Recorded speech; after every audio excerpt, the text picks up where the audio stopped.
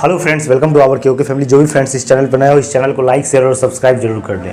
Friends, आप सभी के बीच मैं लेके आया हूँ 4 सितंबर जो एमटीएस का एग्ज़ाम चल रहा है, 4 सितंबर के फर्स्ट शिफ्ट का एनालिसिस लेके आया हूँ। फ्रेंड्स, चलिए चलते हैं पहले प्रश्न की ओर। और जो भी फ्रेंड्स इस चैनल पर नए हो, इस चैनल को लाइक कर ले, शेयर कर ले और फ्रेंड के साथ शेयर कर ले और सब्सक्राइब भी कर ले। फ्रेंड्स, चलिए चलते हैं आज के पहले प्रश्न की ओर। पहला प्रश्न ये आया हुआ था कि आईसीसी 2023 वर्ल्ड कप में कितने टीम होंगे। फ्रेंड्स, आपको बता दें, आईसीसी वर्ल्ड कप जो है 2023 का भारत में ही आयोजन होने वाला है। इसमें टोटल टीम की संख्या 10 होने वाली है। फ्रेंड्स, टोटल टीम की संख्या 10 होने वाली है। ये पहला प्रश्न आया हुआ था फ्रेंड्स। और जो भी फ्रेंड्स को मिल रहा है वो नीचे कमेंट में जरूर बताएं, सर यही 100% क्वेश्चन आया था। और 100% आपका यही क्वेश्चन आया था फर्स्ट शिफ्ट में। फ्रेंड्स, नेक्स्ट देखिए सेकंड क्वेश्चन क्या लिखा हुआ है। विंग्स ऑफ फायर किसकी आत्मकथा है। हमारे मिसाइल मैन के नाम से जानने वाले एपीजे अब्दुल कलाम की ये विंग्स ऑफ फायर आत्मकथा है। फिर से फ्रेंड्स सुनिए ध्यान से, विंग्स ऑफ फायर किसकी आत्मकथा है, तो वो उसका आंसर होगा एपीजे अब्दुल कलाम। फिर नेक्स्ट देखिए फ्रेंड क्या लिखा हुआ है। Born again on the mountain किसकी आत्मकथा है। एक और आत्मकथा से रिलेटेड, एक और पुस्तक से रिलेटेड पूछ दिया गया था, उसका नाम था born again on the mountain. किसकी आत्मकथा है, याद रखिएगा, अरुणिमा सिन्हा। इसको माउंटेन गर्ल के नाम से भी जाना जाता है। ये सबसे पहली, भारत की सबसे पहली विकलांग महिलाएं थी जो माउंट एवरेस्ट पे चढ़ी हुई थी, अरुणिमा सिन्हा। इसीलिए इसको born again on the mountain इसकी आत्मकथा है। फ्रेंड्स, याद रखिएगा इसको। फ्रेंड्स, नेक्स्ट चलिए, मौलिक कर्तव्य मतलब फंडामेंटल ड्यूटीज किस अनुच्छेद में वर्णित है। आपको पता होना चाहिए, मौलिक कर्तव्य जो है 42वां संविधान संशोधन 1976 ईस्वी में भारतीय संविधान में जोड़ा गया था। और फ्रेंड्स, और इसका अनुच्छेद, अगर अनुच्छेद पूछ रहा है तो अनुच्छेद इसमें भाग 4A का ये 51A में इसका वर्णन किया गया है। पूछा जाएगा अनुच्छेद सिर्फ 51A में मौलिक कर्तव्य का वर्णन किया गया है, फंडामेंटल ड्यूटी का वर्णन किया गया है। फ्रेंड्स, मिलाते जाइएगा, जिसका जितना सही होगा एक बार कमेंट में जरूर बताइएगा किसका कितना सही हुआ है। फ्रेंड्स, नेक्स्ट चलिए चलते हैं। 2019 में भारत रत्न पुरस्कार प्राप्त करने वाला भूपेन हजारिका निम्नलिखित में से किस क्षेत्र में दिया जाता है, किस क्षेत्र से संबंधित थे। भूपेन हजारिका जो थे 2019 में जो भारत रत्न प्राप्त व्यक्ति थे भूपेन हजारिका, वो किस फील्ड से थे या किस क्षेत्र से संबंधित थे। तो फ्रेंड्स, आपको बता दूं वो संगीत क्षेत्र से थे। और थोड़ी सी बात जान ले 2019 की वर्ल्ड कप की बात, 2019 के भारत रत्न की बात जान ले थोड़ी सी। फ्रेंड्स, 2019 में भारत रत्न 3 व्यक्ति को दिया गया था। एक नाना देशमुख को, फिर एक भूपेन हजारिका और हमारे पूर्व ये प्रणब मुखर्जी जो राष्ट्रपति थे उनको दिया गया था। फ्रेंड्स, और फ्रेंड्स बता दें भूपेन हजारिका को संगीत क्षेत्र में भारत रत्न पुरस्कार मिला था। फ्रेंड्स, नेक्स्ट चलते हैं फ्रेंड्स क्वेश्चन की ओर। मुंबई क्षेत्र में कौन से संस्थान अधिक है, मतलब संसाधन अधिक है, सॉरी, मुंबई क्षेत्र में कौन से संसाधन सबसे अधिक है। फ्रेंड्स, आपको बता दूं वहां पे तेल उत्पादन और प्राकृतिक गैस, तेल उत्पादन कह सकते हैं तो ऑयल प्रोडक्ट्स एंड उसके बाद फिर नेचुरल गैसेस की रिसोर्सेज वहां पे बहुत ही ज्यादा है। फ्रेंड्स, नेक्स्ट चलिए नेक्स्ट प्रश्न की ओर चलते हैं। फ्रेंड्स, आपसे नेक्स्ट क्वेश्चन पूछा गया था अक्टूबर 2023 में 37वें राष्ट्रीय खेल का आयोजन कहां किया जाएगा। फ्रेंड्स, अक्टूबर 2023 में 37वें मतलब 37वां राष्ट्रीय खेल का आयोजन कहां करवाया जाएगा। फ्रेंड्स, याद, इसका आंसर होगा गोवा में करवाया जाएगा। फ्रेंड्स, और 36वां भी याद रखिएगा, आप 36वां कोई कोरिलेट करके पढ़ लीजिएगा फ्रेंड्स, क्योंकि आने की संभावना बहुत ज्यादा है।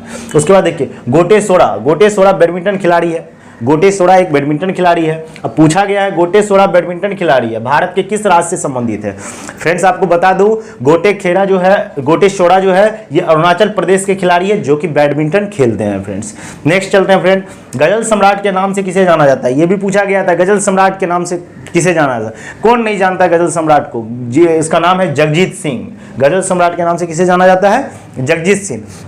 आप लोगों ने उसका बहुत ज़्यादा एक गाना सुना होगा कि घर से निकलते ही कुछ दूर चलते ही, ये गाना आप जगजीत सिंह का ही एक गजल है, ठीक ना। तो गजल सम्राट के नाम से किसे जाना जाता है, जगजीत सिंह को जाना जाता है। उसके बाद देखिए, संकीर्तन और रास किस नृत्य के पहलू हैं, याद रखिएगा फ्रेंड्स, संकीर्तन और रास किस नृत्य के पहलू है। बार बार रिपीट भी कर सकता है फ्रेंड्स, इसलिए आप लोग इसको याद भी रखिए और अपना आंसर मिलाते भी जाइए। फ्रेंड्स, संकीर्तन और रास किस नृत्य के पहलू हैं, तो मणिपुर नृत्य के ये पहलू हैं।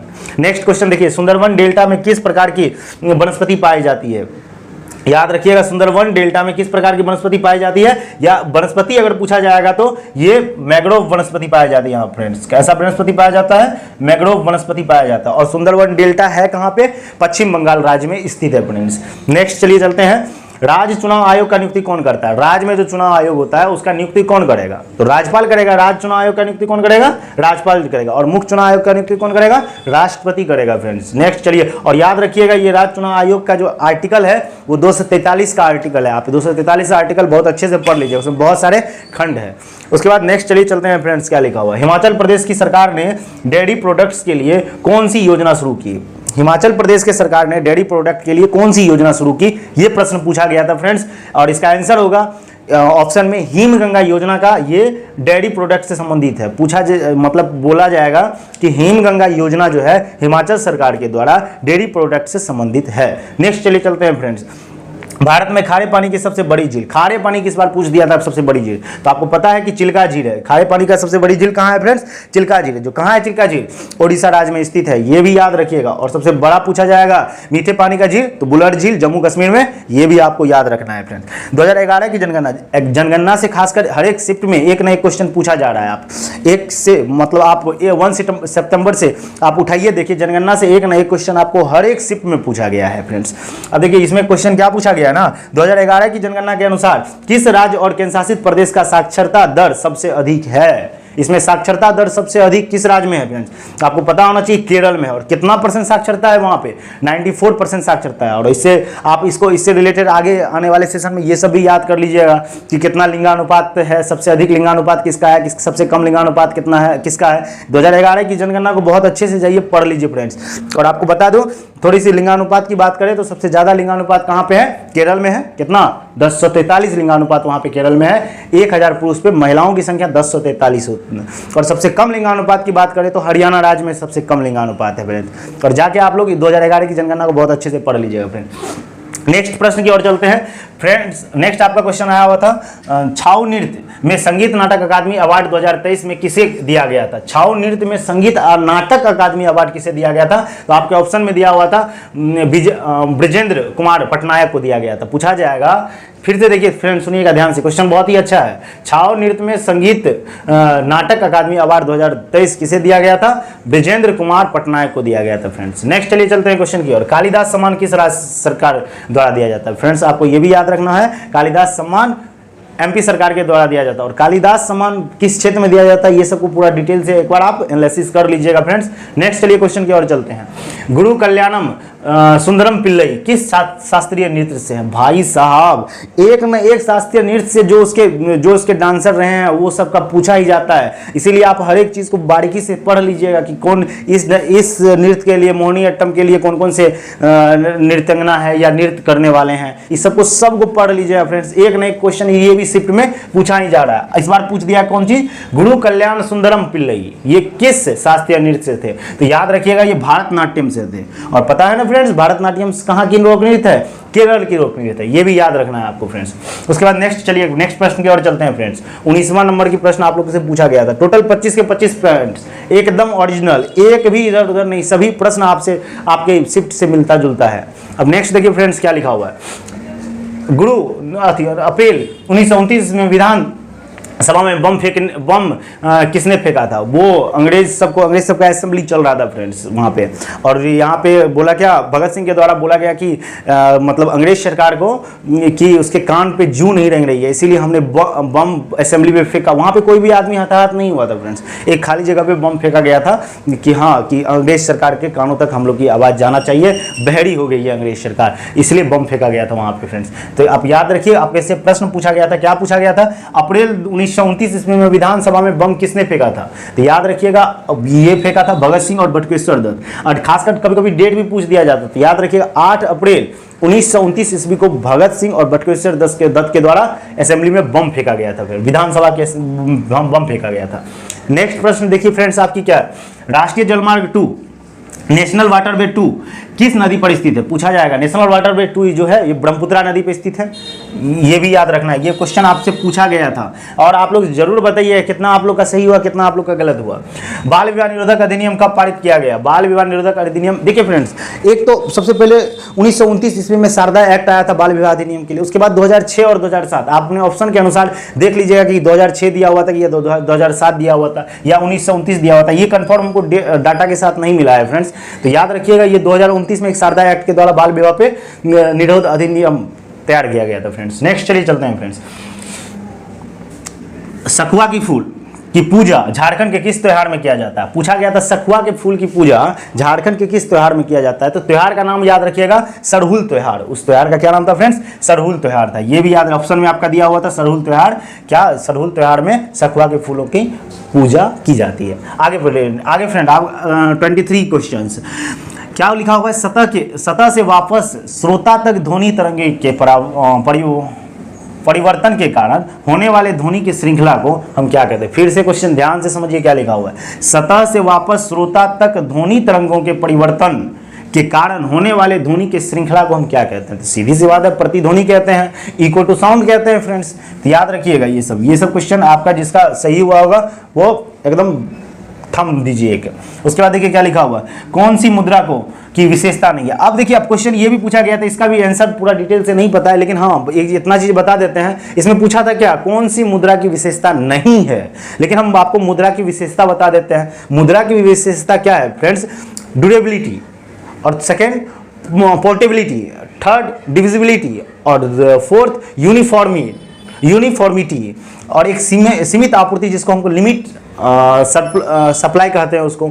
उसके बाद फिर एक एक्सेप्टेबिलिटी मतलब स्वीकार्यता। ये हिंदी में देखिए, हिंदी में इसका देखिए मुद्रा की विशेषता क्या क्या है फ्रेंड्स, यहाँ पे आपको बोर्ड पे नजर आ रही होगी बहुत अच्छे से फ्रेंड्स। देखिए क्या क्या हिंदी में लिखा हुआ है। स्थायित्व, सुभायता जिसको कहते हैं, विभाज्यता, एक रूपता, समिति आपूर्ति और स्वीकार्यता, ये सब मुद्रा की विशेषता है। ठीक ना। अब आपके ऑप्शन के अनुसार ये सब में तीन को दिया होगा, एगो नहीं दिया होगा, आप लोग मार लिए होंगे बहुत अच्छे से। चलिए नेक्स्ट, चलिए एक पूछ दिया था, स्मॉल फाइनेंस बैंक किसको लोन देती है? सीधी सी बात है, स्मॉल फाइनेंस बैंक किसके लिए बनी हुई है? इसका देखिए थोड़ी सी डिटेल थोड़ा सा लिखे हुए हैं, उसको आप लोग जान जाइए। देखिए स्मॉल फाइनेंस बैंक किसको लोन देती है? देखिए लघु व्यवसायिक इकाई जो है, मतलब ये स्मॉल फाइनेंस बैंक जो है ये लघु व्यवसायिक इकाई को, छोटे और सीमांत किसान को, सूक्ष्म और लघु उद्योग को, असंगठित सहित असेवा और अल्प सेवा वर्गों को ये क्या देती है? लोन देने का काम करती है। उससे पहले भी एक याद रखिएगा नॉर्मल फ्रेंड्स, यहाँ पे कुछ लिख, एक पॉइंट हम बना के लिखे हुए थे क्योंकि जब इसको रीड कर रहे थे तो इसमें एक पॉइंट और अधिक बन के आया था। क्या? पहला लघु वित्त बैंक, भारत का पहला लघु वित्त बैंक कौन सा है friends? Capital small finance bank है, जिसकी स्थापना 2 अप्रैल 2016 को हुआ था और इसमें टोटल 47 शाखाएं, 47 शाखाएं को प्रचारित किया था फ्रेंड्स।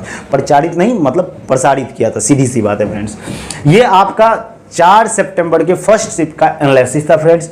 आप लोग जरूर बताइएगा कितना आपका सही हुआ और कितना आपका गलत हुआ फ्रेंड्स।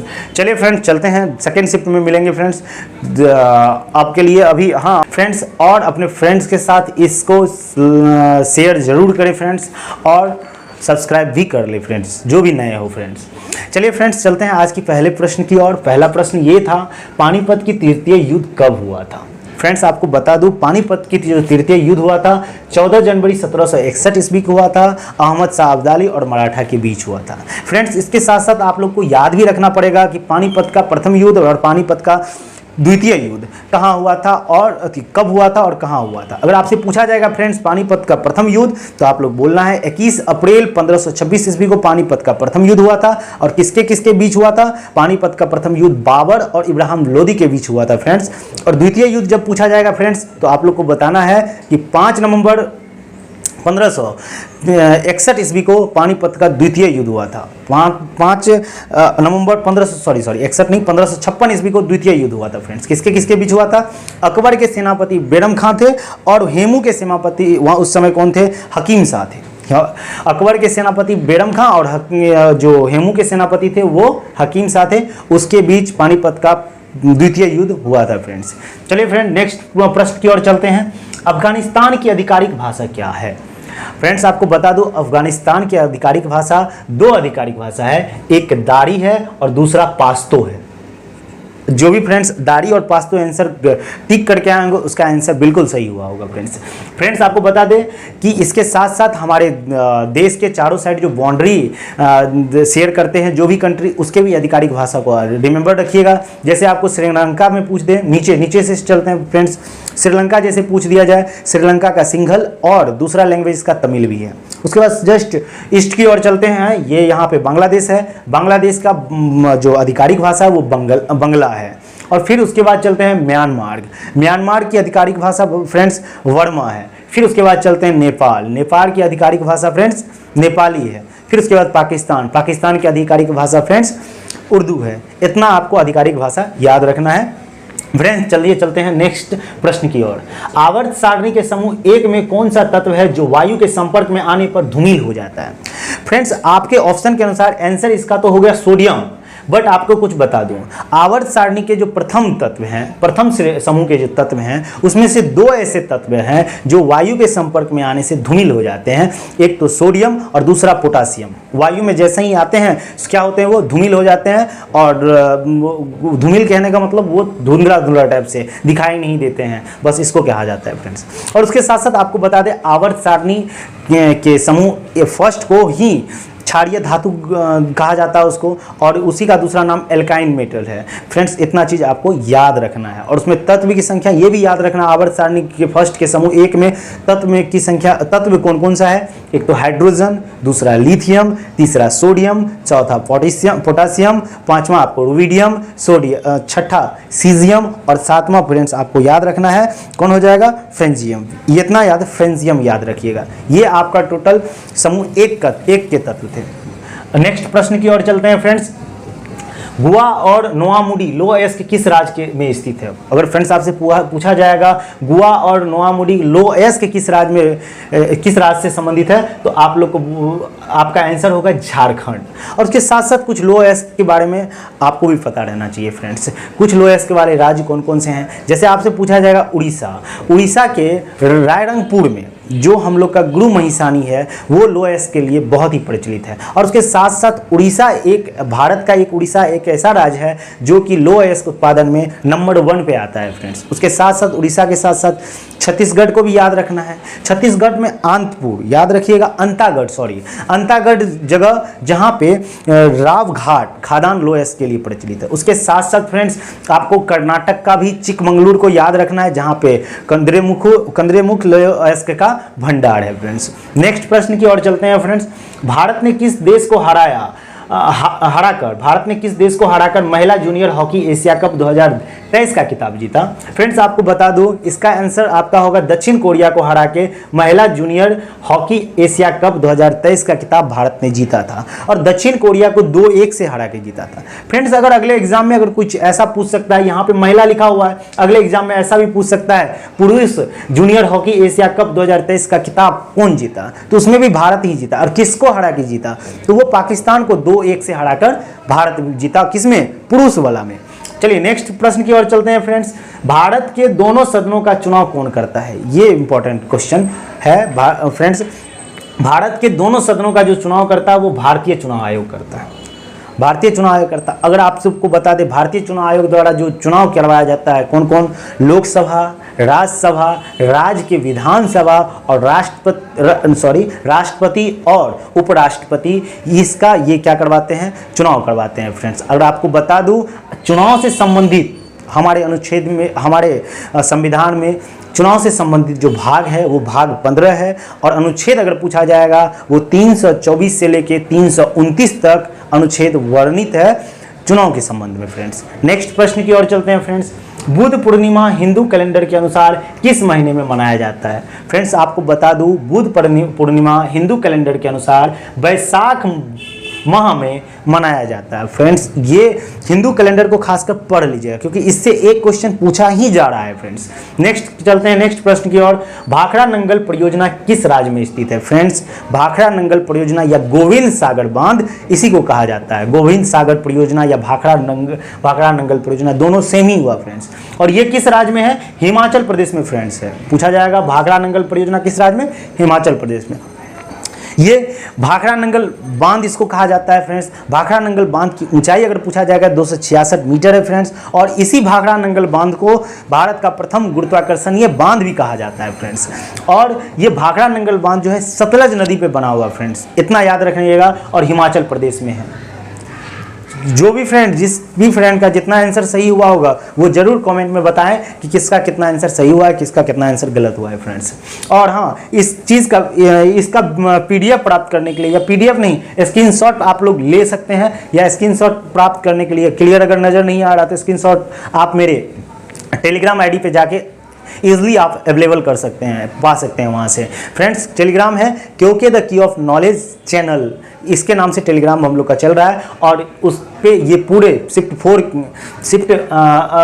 2 के जो 4 सितंबर के टोटल आपको क्या स्क्रीनशॉट के अनुसार या PDF के फॉर्म में वहाँ पे मिल जाएगा। फ्रेंड्स नेक्स्ट प्रश्न की ओर चलते हैं। फ्रेंड अनटचेबल पुस्तक के लेखक कौन थे? फ्रेंड्स आपको बता दें, अनटचेबल पुस्तक के लेखक मुल्क राज आनंद थे, और इसके साथ साथ मुल्क राज आनंद के 2 और पुस्तक को याद रखना है। ये अनटचेबल जो पुस्तक है ये 1935 मतलब 1935 ईस्वी को प्रकाशित किया गया। उसके एक साल बाद 1936 ईस्वी को मुल्क राज आनंद के द्वारा एक और पुस्तक जिसका नाम कुली था उसको प्रकाशित किया गया। फिर उसके एक साल के बाद 1937 ईस्वी में ये मुल्क राज आनंद के द्वारा एक और पुस्तक को प्रकाशित किया गया। वो पुस्तक का नाम था, एक minute friends,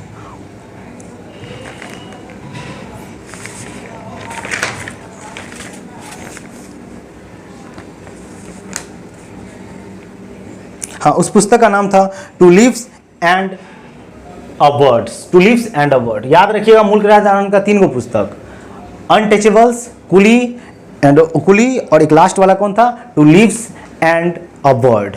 any problem friends? चलिए नेक्स्ट चलते हैं। 10 स्वच्छ परिरक्षा प्रणाली के द्वारा कम प्रकाश में देखने की क्षमता और स्वस्थ त्वचा के लिए कौन सा विटामिन आवश्यक होता है? फ्रेंड्स सीधी सी बात है, स्वस्थ त्वचा के लिए और बढ़िया से देख सकना, मतलब कम रोशनी में भी अच्छे से देख लेना, वो विटामिन ए होगा। फ्रेंड्स जो भी फ्रेंड्स विटामिन ए मारे होंगे उसका आंसर बिल्कुल सही हुआ होगा। फ्रेंड्स नेक्स्ट चलते हैं। 2022 में किस कुचिपुड़ी नृत्यांगना को पद्मश्री अवार्ड से सम्मानित किया गया? पूछा जाएगा कुचिपुड़ी नृत्यांगना है, उसको पद्मश्री अवार्ड से सम्मानित किया गया। उसका नाम है पद्माजी रेड्डी। पूछा जाएगा, ये आप लोग को क्वेश्चन आंसर भी जो पद्माजी रेड्डी आंसर लगाए होंगे उसका ये बिल्कुल सही हुआ होगा। फ्रेंड्स और कुचिपुड़ी का कुछ ऐसे मतलब कलाकार हैं जिसको आपको याद रखना। कुचिपुड़ी के कलाकार हैं कौन कौन से? फ्रेंड याद रखिएगा फ्रेंड, कुचिपुड़ी का कलाकार है स्वप्न सुंदरी है, यामिनी कृष्णमूर्ति, जो कि बहुत बार एग्जाम में पूछा गया। यामिनी कृष्णमूर्ति, एक स्वप्न सुंदरी याद रखिएगा, स्वप्न सुंदरी याद रखिएगा, यामिनी कृष्णमूर्ति याद रखिएगा फ्रेंड्स। फिर उसके बाद नेक्स्ट फ्रेंड एक और नाम याद रखिएगा, यामिनी रेड्डी नाम रखिएगा, यामिनी रेड्डी। और उसके बाद एक है कौशल्य रेड्डी। ये सब किससे संबंधित है? कुचिपुड़ी नृत्यांगना है ये सब। चलिए नेक्स्ट प्रश्न की ओर चलते हैं फ्रेंड्स। शंभू महाराज का संबंध कथक में किस घराने से है? पूछा जाएगा शंभू महाराज का संबंध कथक में किस घराने से है? ये जो शंभू महाराज है ये बिरजू महाराज जी के चचा थे। कौन थे? चचा थे, जो कि वो लखनऊ घराने से संबंधित है। पूछा जाएगा शंभू महाराज किस घराने से? फ्रेंड्स लखनऊ घराने से संबंधित है। जो भी फ्रेंड्स लखनऊ घराने मारे होंगे उसका बिल्कुल सही हुआ होगा। फ्रेंड्स नेक्स्ट चलते हैं फ्रेंड्स नेक्स्ट प्रश्न की ओर। उसके साथ साथ कुछ लखनऊ घराने के अन्य आदमी को भी जान जाइए आप फ्रेंड्स। एक था विदादीन महाराज था, एक आप कालका प्रसाद का नाम सुने होंगे। कालका प्रसाद भी ये किससे था? लखनऊ घराने से था। फिर आपने एक इसका नाम सुने होंगे अच्छन महाराज और लक्ष्य महाराज। ये सब किससे था? ये सब था सब लखनऊ घराने से। याद कर लीजिए, घराने वाले पूछा जाता है। मेवात घराने से पिछले मतलब फर्स्ट शिफ्ट में 1 सितंबर को मेवात घराने का पूछा गया था, इसीलिए घराने वाला जितना क्वेश्चन होगा सबको याद कर लीजिएगा फ्रेंड्स। नेक्स्ट चलिए चलते हैं नेक्स्ट प्रश्न की ओर चलते हैं। निम्नलिखित में से कौन सा राजनीति निर्देशक सिद्धांत के अंतर्गत वर्गीकृत नहीं किया जाता है? अच्छा एक चीज बताइए, नीति निर्देशक सिद्धांतों के अंतर्गत वर्गीकरण को नहीं किया जाता। जो भी फ्रेंड्स ऑप्शन के अनुसार पहले बता रहे हैं, जो भी फ्रेंड्स सत्तावादी मारे होंगे उसका आंसर बिल्कुल सही होगा। और उसके साथ साथ अगर बता दें नीति निर्देशक सिद्धांत का अंतर्गत वर्गीकरण, पहले समझ जाइए। हम लोग को पता है कि नीति निर्देशक सिद्धांत भाग 4 में है और कहां से कहां तक अनुच्छेद में? अनुच्छेद 36 से लेकर अनुच्छेद 51 तक। इसको अगर वर्गीकृत किया गया तो नीति निर्देशक तत्व को 3 टाइप में वर्गीकृत किया गया। वर्गीकृत सिर्फ बोल रहे हैं फ्रेंड्स, 3 टाइप में वर्गीकृत। कौन कौन? एक समाजवाद, एक गांधीवाद और तीसरा एक उदारवाद। मतलब वर्गीकृत पूछा जाएगा तो 3 टाइप में, समाजवाद और दूसरा क्या हुआ? गांधीवाद, तीसरा उदारवाद। अगर आपसे पूछा गया था अंतर्गत वर्गीकरण, तो अंतर्गत वर्गीकरण में 5 को, एक समाजवाद, एक समाजवाद है ही अंतर्गत में। कितना? समाजवाद, जो आर्थिक समाजवाद उसको कहा जाता है, आर्थिक समाजवादी। फिर तो दूसरा कहेगा राजनीतिक और प्रशासनिक, कानून और न्याय, न्याय और कानून नॉर्मल। फिर से सुनिए ध्यान से, आंतरिक वर्गीकरण को 5 टाइप में डिवाइड किया। कितना टाइप में? 5 टाइप में। पहला अगर आपसे पूछा जाएगा तो पहला आपका होगा कौन चीज? आर्थिक समाजवाद। दूसरा आपसे पूछा जाएगा तो याद रखिएगा वो होगा कौन चीज? राजनीतिक और प्रशासनिक, न्याय और कानून। तीसरा पर्यावरण। चौथा आपको बोला जाएगा तो स्मारक की सुरक्षा करना। और पांचवा बोला जाएगा तो कि शांति और सुरक्षा स्थापित करना। ये आंतरिक, याद रखिए, आंतरिक वर्गीकरण है किसका? नीति निर्देशक सिद्धांत का। इतना चीज आपको याद रखना है। जो भी फ्रेंड सत्तावादी मारे होंगे उसका सही यहाँ पे नहीं लगा हुआ है, इसीलिए याद रखिए इस सब में से ये सत्तावादी नहीं है, इसीलिए सत्तावादी आंसर सही होगा। नेक्स्ट प्रश्न की ओर चलते हैं फ्रेंड्स। अरब सागर किस महासागर का विस्तार है? अरब सागर किस महासागर का विस्तार है? तो याद रखिएगा इसका फ्रेंड, जिसने भी हिंद महासागर मारे होंगे वो बिल्कुल सही मारे होंगे। अब थोड़ा सी महासागर पे बात कर लेते हैं फ्रेंड्स। महासागर हम लोग को पता है कि 5 महासागर है। इसको ऑर्डर में करते हैं, सबसे बड़ा, फिर उससे छोटा, फिर उससे छोटा, ऐसे जानते हैं। महासागर अगर सबसे बड़ा पूछा जाए तो कौन कहिएगा? प्रशांत महासागर। उसके बाद पूछा जाए तो अंटार्कटिका महासागर। फिर अगर उसके बाद पूछा जाएगा तो हमारा हिंद महासागर। फिर उसके बाद पूछा जाएगा तो फ्रेंड दक्षिण महासागर, दक्षिण महासागर। फिर उसके बाद फ्रेंड पूछा जाएगा तो लास्ट आपका हो जाएगा कौन सा? आर्कटिक महासागर।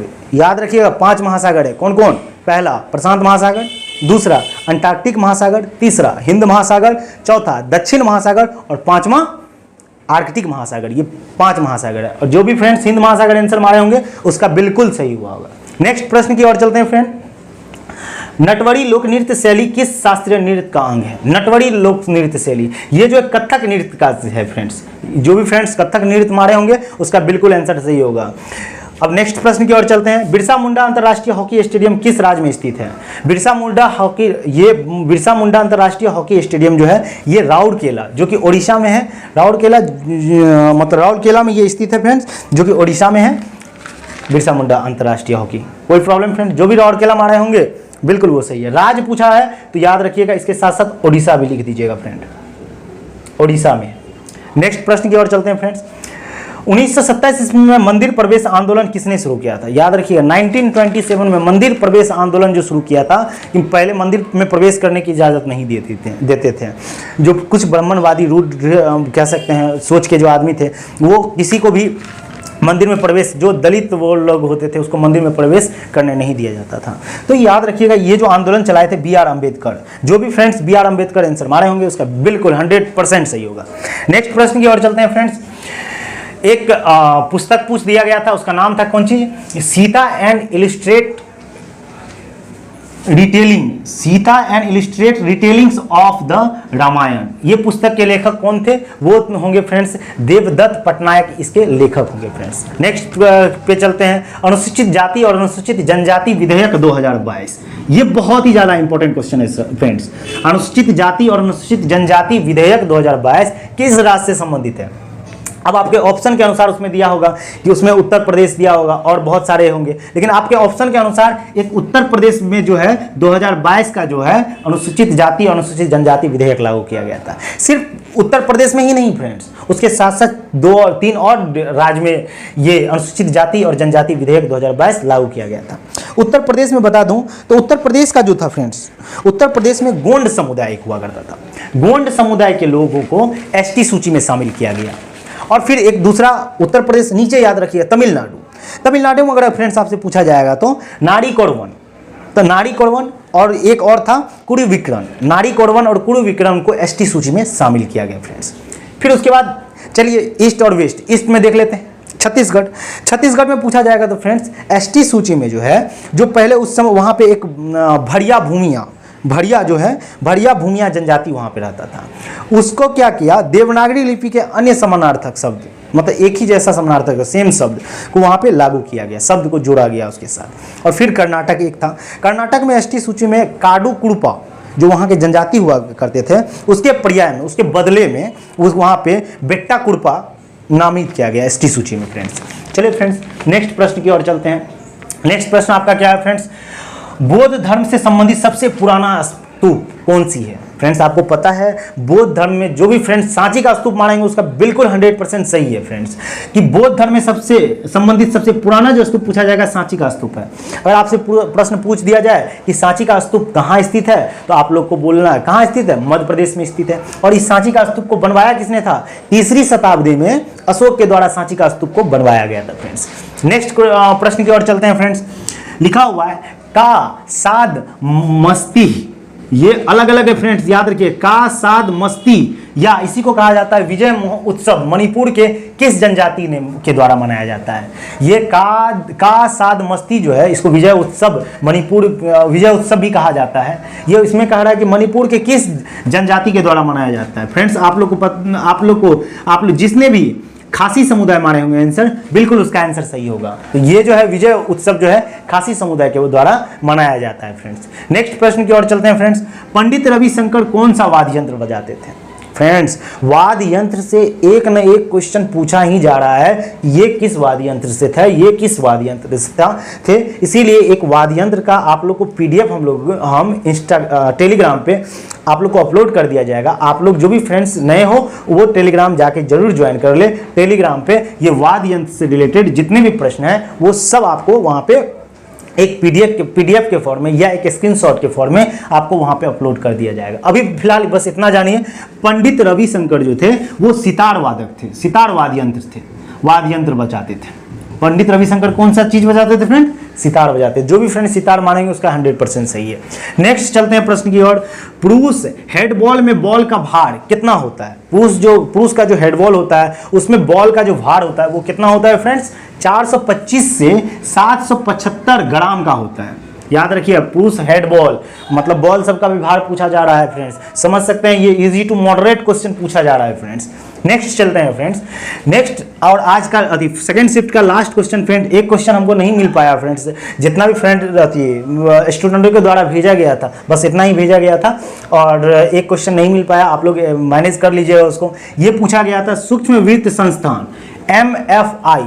MFI का फुल फॉर्म याद रखिए, इंग्लिश में भी याद रखिएगा, माइक्रो फाइनेंस इंस्टीट्यूशंस। ये माइक्रो फाइनेंस इंस्टीट्यूशन जो है ये क्या होता है, सीधा ऐसे पूछा गया था MFI क्या होता है। तो MFI याद रखिएगा, जो निम्न आय वर्गों को अपना व्यवसाय शुरू करने के लिए सस्ती ब्याज दरों पर कर्ज उपलब्ध कराते हैं उसको हम, वही संस्था है क्या, सूक्ष्म वित्तीय संस्था है जो कि व्यय मतलब कर्ज देने की काम करती है, सीधी सी बात है। तो इतना प्रश्न था आपका फ्रेंड्स, और ज़्यादा प्रश्न मेरे पास नहीं था फ्रेंड्स। एक्चुअली क्या हो जाता है ना, आप लोगों को हम डिटेल नहीं दे पाते हैं, डिटेल देने का तो होता है लेकिन हाँ जो भी फ्रेंड्स अगर लिखना चाहते हैं कोशिश कीजिएगा कि हम जितना भी बात बोलते हैं उसको कॉपी में लिख लेने के लिए फ्रेंड्स। इससे क्या होगा, आपकी प्रिपरेशन आने वाली टाइम में अगर मान लीजिए आगे कोई एग्जाम होगी उसमें आपकी प्रिपरेशन बहुत ही तगड़ी हो जाएगी। और कोई भी क्वेश्चन का जो आंसर है आप अगर लिख लेते हो वो कभी भूला नहीं जाता हो, आप उसको ईजिली वे में अच्छे ढंग से आप माइंड में रख सकते हैं। इसीलिए जितना भी यहाँ पे बोल रहे हैं, जितना भी यहाँ पे लिखा है, अभी चल रहा है ना, एनालिसिस चल रहा है, बट आपको कॉपी पेन पे जरूर लिखना है फ्रेंड्स। यही चलते हैं थर्ड शिफ्ट में फिर से लेके आएंगे फ्रेंड्स। इसीलिए अलविदा। और जो भी फ्रेंड्स नए हो इस चैनल को प्लीज़ शेयर कर दे फ्रेंड्स और सब्सक्राइब भी कर ले, क्योंकि आप लोगों की हेल्प की बहुत ज़्यादा ज़रूरत है हमको फ्रेंड्स। धन्यवाद। जय हिंद एंड जय भारत। बताएं जरूर कि क्या सही, कितना सही हुआ और कितना गलत हुआ। हाँ सर यही ओरिजिनल क्वेश्चन है, ये भी बताएं फ्रेंड्स।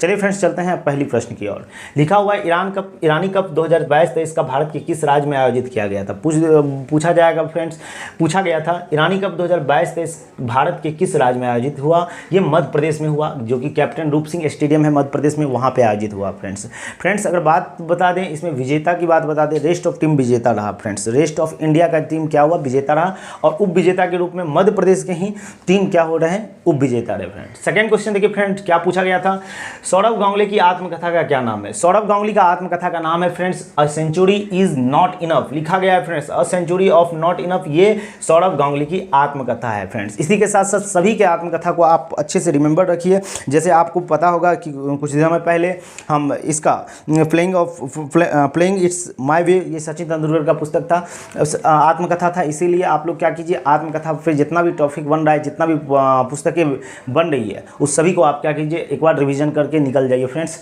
एग्जाम में जो भी पूछा जा रहा है इसी सबसे पूछा जा रहा है और बहुत ज़्यादा इंपॉर्टेंट होगा फ्रेंड। नेक्स्ट देखिए, नेक्स्ट प्रश्न की ओर चलते हैं फ्रेंड्स।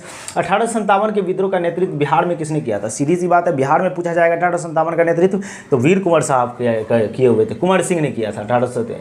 और उसी से रिलेटेड फ्रेंड्स 1857 के विद्रोह का नेतृत्व। अब चलते हैं, बात करते हैं, थोड़ी सी बात 1857 पे कर लेते हैं फ्रेंड्स।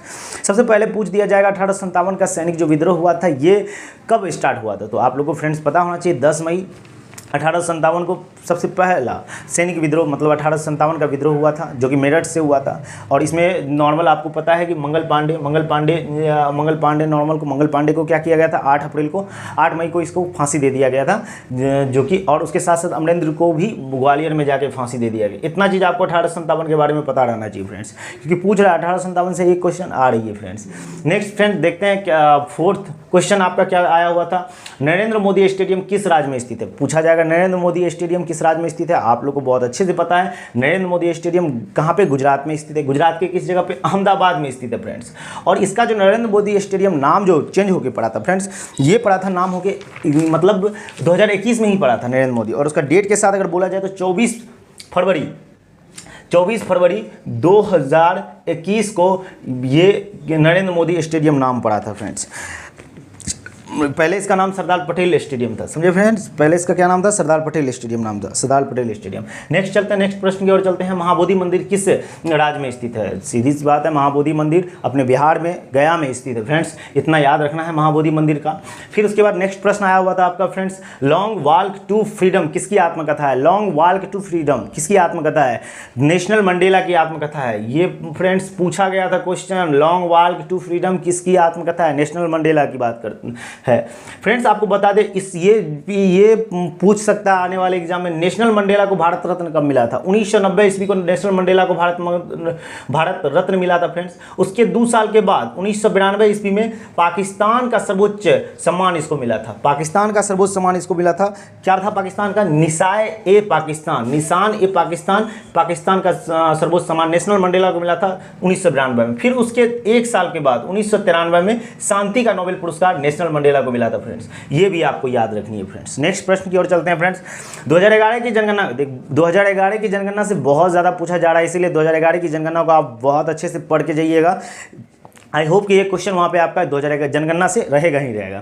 2011 की जनगणना के अनुसार सबसे कम लिंगानुपात वाला राज्य या केंद्र शासित प्रदेश, दोनों पूछ दिया गया, राज्य या केंद्र शासित प्रदेश ऑप्शन में दिया हुआ था, कौन सा है? तो पूछा जाएगा अगर राज्य में तो सबसे ज़्यादा लिंगानुपात तो आपको पूछा जाए, सिर्फ राज्य पूछा जाता तो केरल मारते, लेकिन यहाँ पे या केंद्र शासित प्रदेश आप लिखा है तो ये इसका आंसर होगा ऑप्शन के अनुसार दमन एंड द्वीप फ्रेंड्स।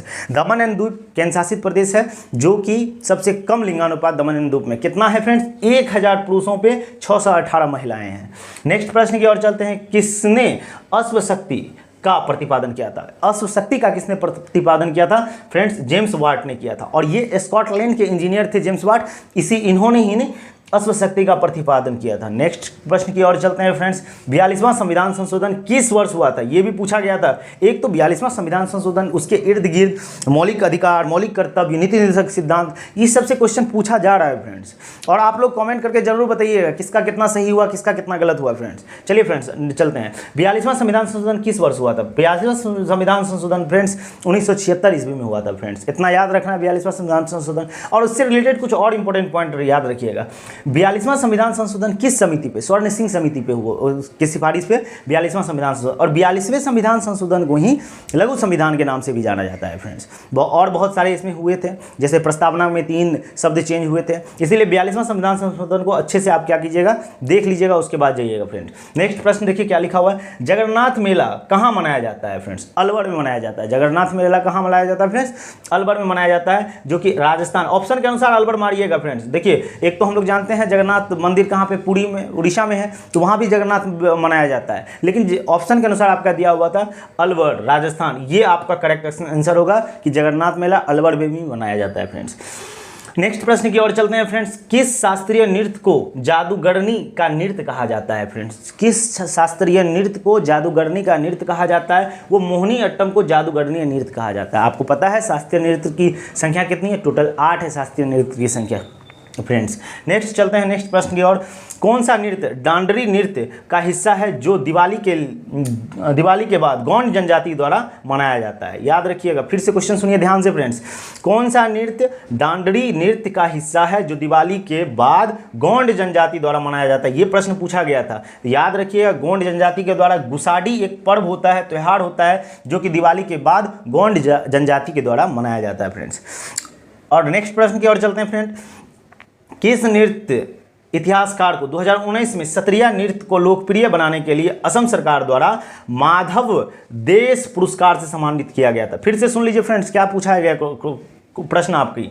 किस नृत्य इतिहासकार को 2019 में सत्रिया नृत्य को लोकप्रिय बनाने के लिए असम सरकार के द्वारा माधव देश पुरस्कार से सम्मानित किया गया? उसका नाम है फ्रेंड्स डॉक्टर सुनील कोठारी है, जिसको माधव देश पुरस्कार से सम्मानित किया गया। जो भी फ्रेंड सुनील कोठारी को मारे होंगे उसका आंसर बिल्कुल सही होगा फ्रेंड्स। नेक्स्ट प्रश्न की ओर चलते हैं। 2023 ISF वर्ल्ड कप, याद रखिए 2023 ISF वर्ल्ड कप में भारत कितने गोल्ड मेडल जीते? गोल्ड मेडल की जहां तक बात करें तो ISF वर्ल्ड कप में भारत ने 7 गोल्ड मेडल जीते। जो भी फ्रेंड 7 गोल्ड मेडल मारे होंगे उसका सही होगा। अब कुछ जान लेते हैं ISF के वर्ल्ड कप के बारे में।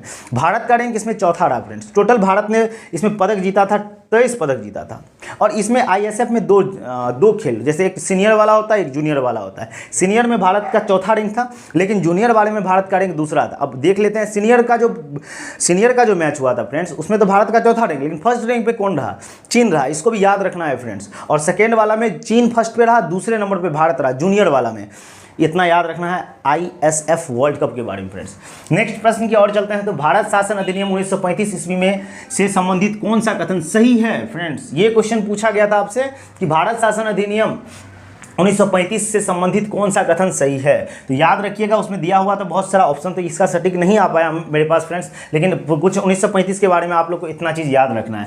1935 ईस्वी स्वीकार किया गया था, ये 24 जुलाई 1935 ईस्वी को ये स्वीकार कर लिया गया था, ये भारत शासन अधिनियम 1935 को। फिर लागू जब ये पूरी तरीके से लागू हो गया इंडिया में 1 अप्रैल 1937 ईस्वी को ये पूरी तरीके से लागू हो गया।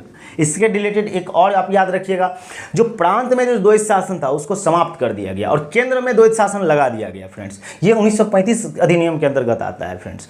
चलिए नेक्स्ट प्रश्न की ओर चलते हैं। मौर्य वंश में बिंदुसार के बाद शासक कौन बना था? अब देखिए मौर्य वंश की बात आई, पहले अपना आंसर देख लीजिए। जो भी फ्रेंड्स अशोक मारे होंगे, बिंदुसार के बाद अशोक आया हुआ था, जो भी अशोक मारे होंगे उसका बिल्कुल सही हुआ होगा।